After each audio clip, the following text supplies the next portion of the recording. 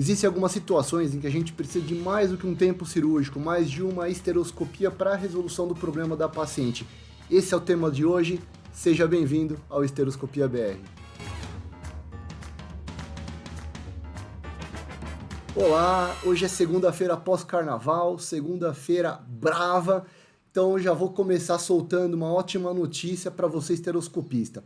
Dia 20 e 21 de junho teremos um evento exclusivo para esteroscopistas, 2 dias inteiros apenas falando de esteroscopia. Serão 21 temas em que vamos apresentar problemas do dia a dia e solução. Convidarei colegas que trabalham muito com esteroscopia, experientes, e que vão compartilhar esse conhecimento conosco. Uma outra questão também que eu vou fazer, uma coisa que eu sinto falta nos eventos, é a parte social. Então teremos brunch, happy hour, café da manhã e almoço. Vão ficar todo o tempo junto lá para a gente compartilhar nosso conhecimento, nossas experiências, nos conhecermos melhores e assim a gente continuar evoluindo. Vou deixar mais informações sobre esse evento lá na outra rede. Então vamos dar início aqui. Existem algumas situações em que a gente precisa de mais do que um tempo cirúrgico, quer dizer, o paciente precisa fazer um procedimento, interromper esse procedimento, e em outra situação, ela fazer um novo procedimento cirúrgico. Então, quer dizer, ela faz uma esteroscopia cirúrgica hoje, para por qualquer que seja o motivo que eu vou comentar alguns, e depois de 30, 60, 90 dias, ela faz um outro procedimento. O que me vem em mente agora de indicações para isso? Rapidinho, depois, se você tiver alguma outra ideia, alguma outra sugestão, você coloca aqui embaixo aí que a gente comenta. Para mim, vem duas ideias na minha cabeça ao zero de jogo.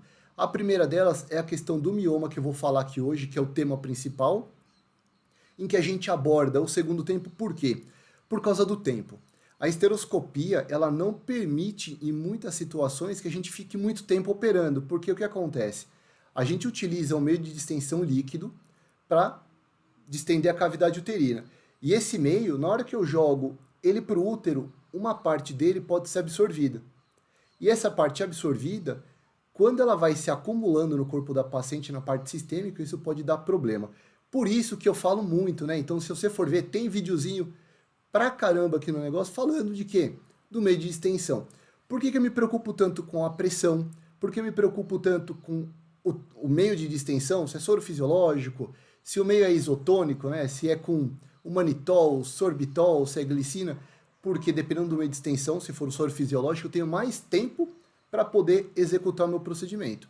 Então, quando falam que o soro fisiológico ele é mais seguro, na verdade, ele me permite mais tempo para realizar o procedimento. E quanto mais tempo eu tiver, maior a chance de eu terminar esse procedimento em segurança.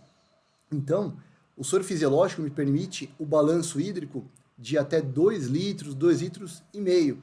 Então, a chance de eu conseguir terminar um procedimento de um mioma grande, um mioma às vezes que penetra muito miométrio, nesse tempo maior, a chance é maior do que se eu for fazer com manitol, em que eu tenho 1 litro de balanço. Então, se eu infundir 2 litros e a paciente absorver esse 1 litro, eu vou ter que parar se eu tiver com manitol, sorbitol, soro glicosado e a glicina.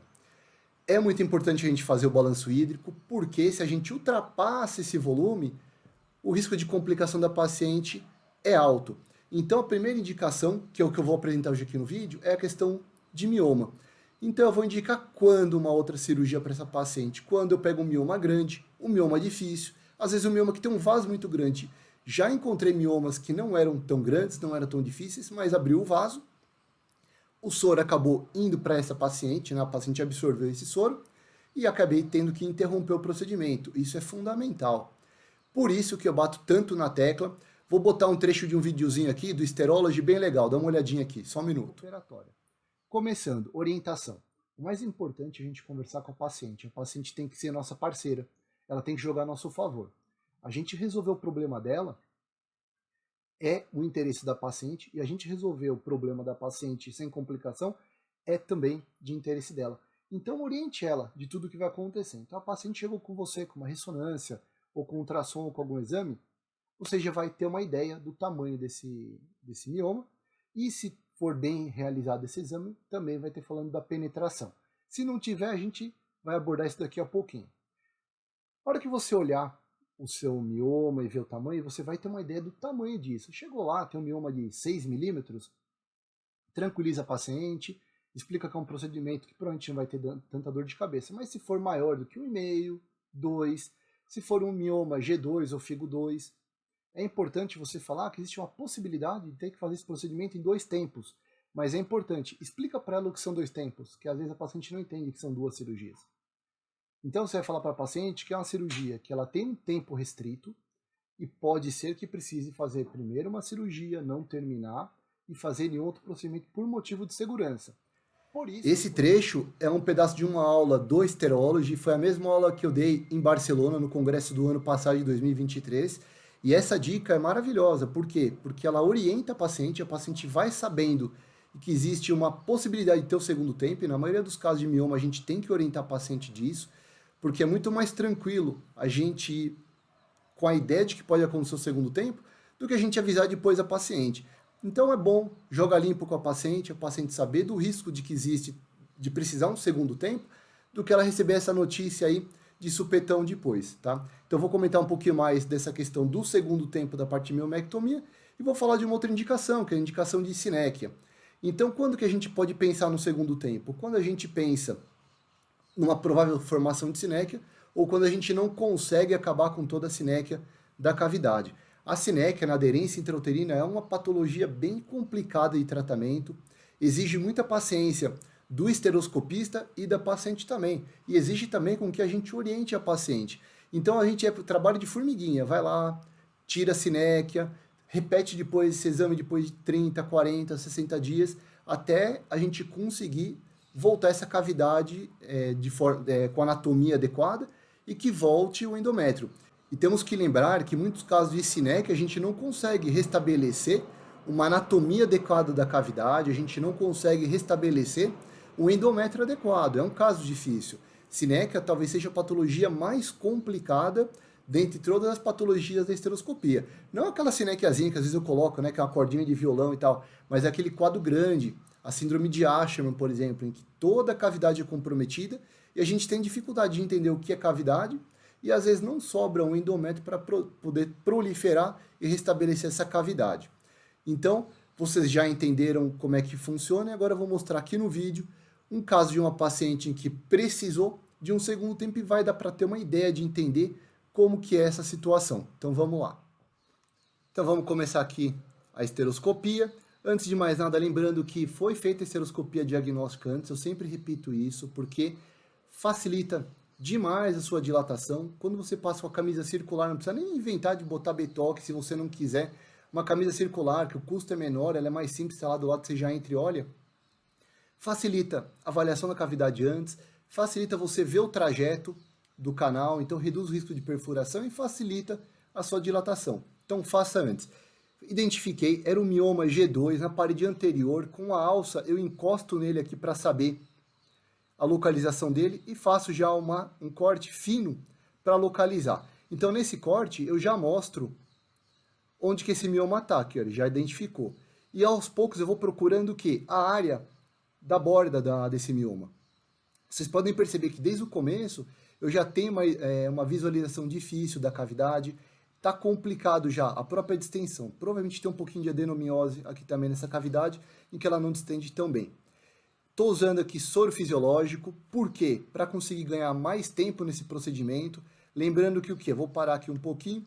Quanto mais tempo eu tenho de procedimento, maior é a chance que eu tenho de resolução desse problema. Então, tudo que você puder fazer para ganhar tempo, uso de vasopressina, uso de progesterona prévio, uso do Zoladex previamente, tudo isso aumenta a chance. Aquela linha que eu compartilhei no começo de dicas, eu falo disso bastante também. Então é importante a gente conseguir reduzir a nossa infusão de meio de extensão na paciente, porque esse vai ser um fator chave e também limitante da gente conseguir resolver o problema da paciente. Quanto mais tempo eu tiver, maior a chance de eu conseguir tirar o mioma. Então aqui você tem que ir com bastante calma, é um mioma que ele está próximo da serosa, então não adianta você ir cortando loucamente aqui, porque ó, isso aqui é vasinho, pequenininho, mas tem vaso. Então você tem que ir soltando, você vai cortando loucamente, você aumenta a abertura de vasos, né? Quando você abre vaso, sangra mais e absorve mais. E quando você vai cortando o miométrio, você vai lesando a parede dessa paciente, então dificulta.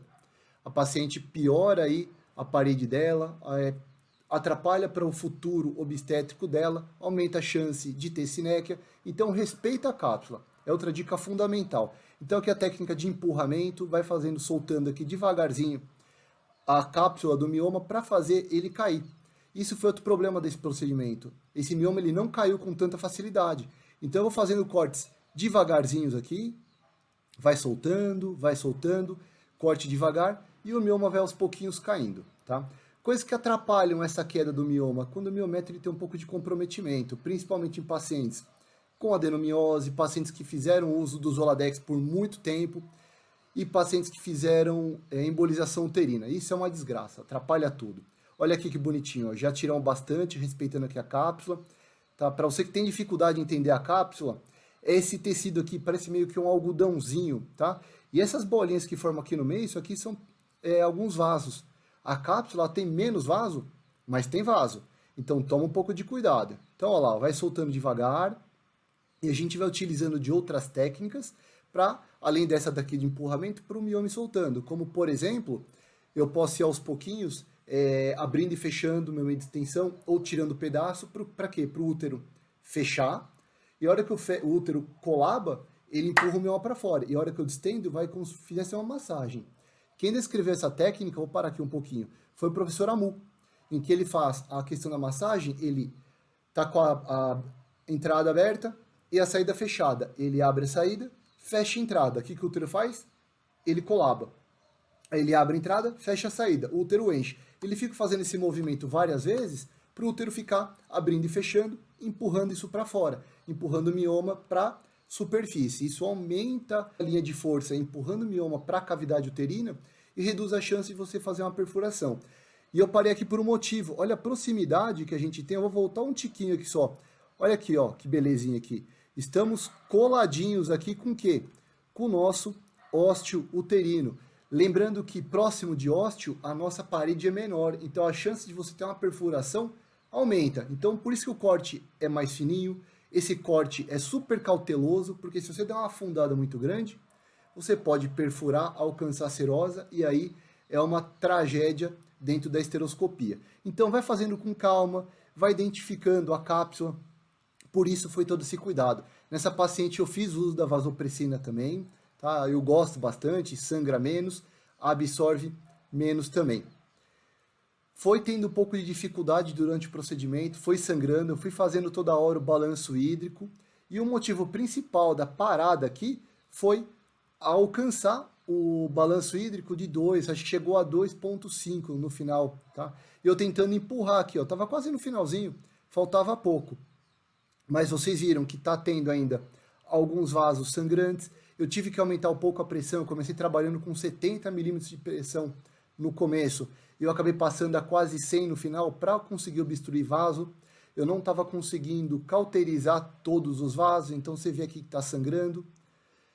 E isso é uma coisa que você tem que ficar atento. Então, enquanto no começo absorvia muito pouco, eu fui vendo que no final a minha quantidade de líquido absorvida, né, foi cada vez aumentando. E você tem que ficar esperto. Vai vendo o que está dificultando, vai parando. Não arrisca o procedimento, não vale a pena. Ó, aqui no final, sangrando aqui um pouco mais, mesmo com a pressão mais elevada, quase 100 de pressão. Corte superficial bem rente e um pouquinho aqui, e essa parte do mioma não estava saindo. Então vamos juntar vaso sangrante, paciente alcançando o balanço hídrico, bem no fundinho, e lembra onde que era a posição do nosso mioma, bem no fundo, perto do corno. Não vale a pena insistir. Então aqui, quando eu faço essa força um pouco maior, sem energia, quando eu uso energia, é bem delicado e sempre trazendo, porque nesse caso, se por acaso acontece de eu perfurar empurrando, com energia física não tem problema nenhum. Essa abertura, ela fecha sem problema, tá? E aqui eu interrompi o procedimento. E eu interrompi por que esse procedimento? Por causa desses 3 fatores. O mioma estava realmente bem aprofundado no miométrio, como vocês viram lá no final. O mioma estava numa região que é mais fina do que o normal. Tinha um manto, né? Isso é fundamental, você saber antes, né, de fazer a cirurgia, a distância do mioma até a serose. Tinha 1 centímetro, que é uma distância relativamente aí segura, é um limite. Na literatura varia de 5 a 10 milímetros, isso aí estava em 1. Então, tinha uma certa distância. Durante o procedimento, quando o mioma vai sendo empurrado, esse manto vai aumentando, o que não aconteceu muito nesse procedimento. O mioma não foi jogado para fora, eu que fui soltando devagarzinho, fui dissecando a parede e cortando sempre em fatia muito fininha. Então, esse é o primeiro ponto pelo qual a gente já justifica parar. O segundo ponto, vocês viram que começou a ter muito vaso. Eu fui aumentando a pressão, não dá para mostrar aqui, mas eu estou comentando. Foi abrindo vaso, eu não conseguia cauterizar, eu cauterizava, ele não fechava. Então, quando a pressão estava baixinha, sangrava muito, eu tive que aumentar um pouco a pressão, o que aumentou a chance de absorção. E absorveu. E essa é outra questão, cara, fique esperto. Aumentou a absorção, você está vendo que está rodando, vai parando, vai contando, treina a sua equipe. Nessa hora, a Carol já estava super esperta lá, contabilizando a saída. A gente estava contando 50 e 50 ml, trocava já o soro, já contava bonitinho, já pensando em parar. E lembrando que sempre o fundamental é a segurança da paciente. Então aqui sai o quê? 90%, mais de 90% do mioma. O que vai acontecer com aquele buraco, tá? Então aqui é o endométrio e estava aquele buracão onde estava o mioma. Tiramos quase inteiro. O que isso quer fazer? A linha de força do miométrio vai empurrar isso agora nos 20, 30, 60 dias. Empurrando isso para baixo, a gente vai ganhar em duas coisas. Primeiro delas é que todos aqueles vasos que estavam sangrando vão fechar e vai ficar bem. E o sangramento pós-operatório foi curto, porque aqueles vasos, depois que a gente para de fazer o procedimento, ele vai ocluindo, o próprio miométrio, ele faz uma vasoconstrição e já melhora o sangramento. Então não teve tanto problema com o sangramento. Então depois aí de 30, 60 dias, o miométrio abaixou, parte desse mioma aí, ele vai isquemiar, não tem vascularização já direita, então vai facilitar, vai estar já bem para baixo, então aquela distância que eu falei que estava de 10 milímetros, vai passar às vezes para 1,8 ou 2 centímetros, o que facilita muito, e às vezes por ter isquemiado ele necrosa e só empurrando um pouquinho já sai. Existe ainda a possibilidade dessa paciente eliminar esse finalzinho desse mioma na menstruação. Então, tenha paciência, tenha calma, não tenha vergonha em interromper o procedimento. Por quê? A gente interrompeu o procedimento por questão de segurança.